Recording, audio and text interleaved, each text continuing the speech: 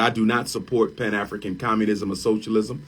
I don't think Karl Marx or Friedrich Engels or anyone else, Joseph Stalin or any of the rest of them, had anything that I feel I need to make use of in the struggle to liberate African people. As I often tell people, I am not a capitalist or a communist. I am a Pan-Africanist. We have to understand something. The only reason why people would even begin to consider capitalism as a viable economic system of liberation is because slavery gave capitalism a 500-year head start over any other modern economic system. We were the first capital in capitalism, and African people need to understand that. The enslaved African was the first capital in capitalism. So when you force people to work 4 or 5 centuries for free, and you build up wealth off of their backs, which gives birth to an industrial revolution, and you use that to tout how economically intelligent you are, it's very fraudulent, because it was slavery that made capitalism what capitalism is. So along with El Hajj Malik El Shabazz, Malcolm X, fellow Pan-Africanist, child of the Garvey movement, I would agree. Capitalism has no solutions in it for black people. But what we have amongst us is we have capitalist-minded neo-Negroes who try to seduce black people into thinking that imitating the white man's economic system offers some hope for black economic liberation. And that is totally dishonest. It is opportunistic. It has no evidence to support it. Capitalism has never saved anybody. It didn't save Europe. It didn't save Asia. It didn't save Africa. Capitalism is not a system that one uses to liberate. Capitalism is the exploitation of the many by the few. Capitalism seeks to make 99% of the world the dependency of the 1% of the world. In America, we have about 100 Europeans who own more wealth than everybody else in the country. And globally, there's about 1,000 people who own more wealth than the rest of the world put together. That is capitalism. How can anyone believe that a system as exploitative, selfish, and unfair as that can be used to liberate African people? Capitalism cannot be on the table of discussion if we're talking liberation economics. As far as the privatization of industry, I believe that everything should be nationalized, or at least should be considered to be nationalized, unless the government has a rationale that would justify why any of the major industries are in the hands of private citizens.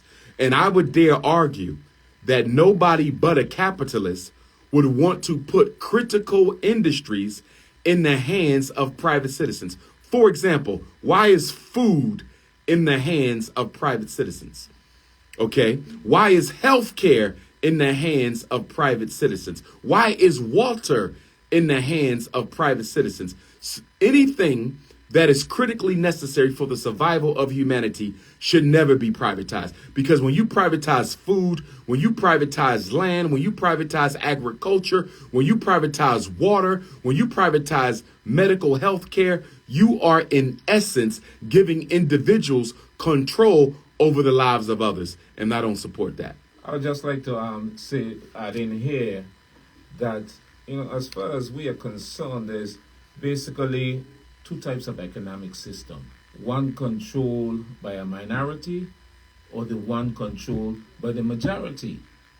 And capitalism is controlled by the minority. And if you see that, you can understand why we are experiencing so much difficulties in our lives as people all around the world. The European has done an excellent job.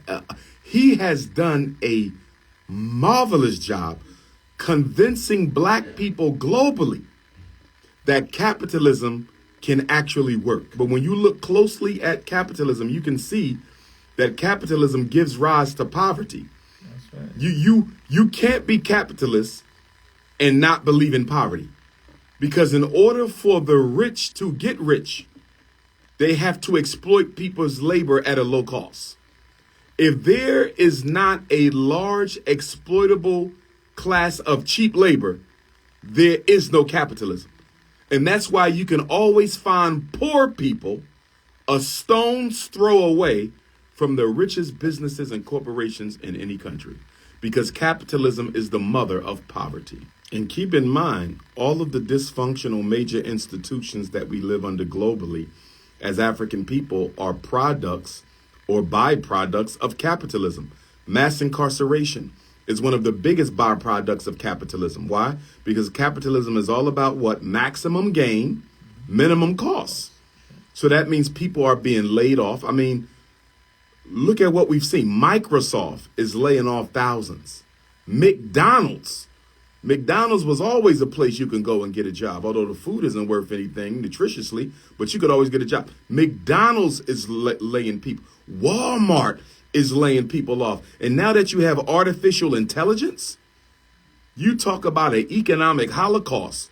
What are our people supposed to do when they find robots that can take over half the jobs that we are now working at to feed our families?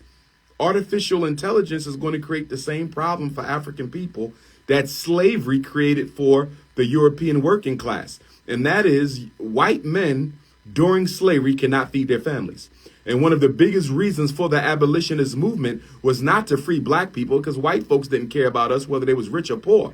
But white men needed work, and they saw the slave as the barrier to them being able to take care of their families. So when you study the origins of the abolitionist movement, it was not out of righteousness or religion. It was not out of a concern for the humanity of the slave.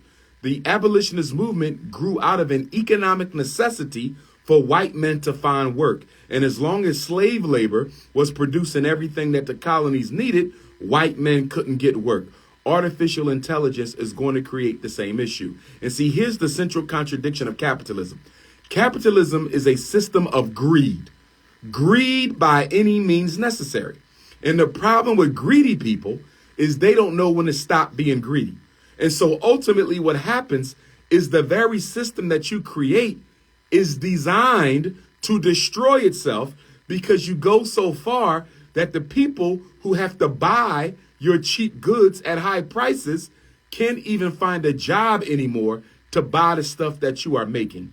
That is exactly what gave rise to the dollar store. That's why you have dollar stores all across America now. I don't know if you have them here in the islands. Why? Because they produce all this stuff and there's nobody who can buy it. So then you just pass it off to the dollar store and they sell it for cheap. So capitalism is going to die because it's going to commit suicide. Greed has no limits. And because of that, capitalism will kill itself.